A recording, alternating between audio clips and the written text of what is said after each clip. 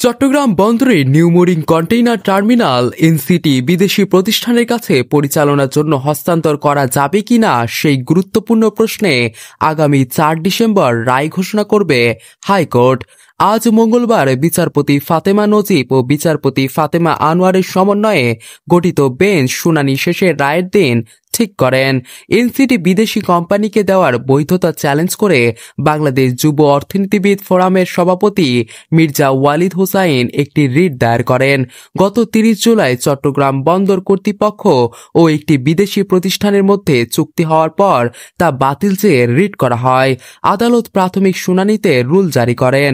পরে ১৯ নভেম্বর থেকে রুলের উপর বিস্তারিত শুনানি শুরু হয়।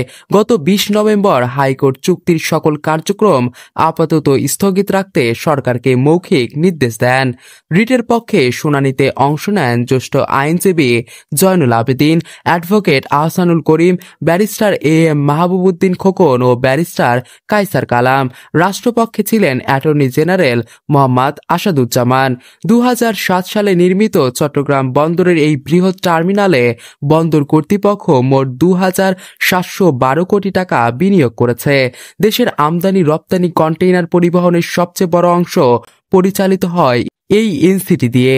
৪ ডিসেম্বর আদালতের রায় নির্ধারণ করবে চট্টগ্রাম বন্দরের অন্যতম কৌশলগত এই টার্মিনাল বিদেশিদের হাতে যাবে কিনা।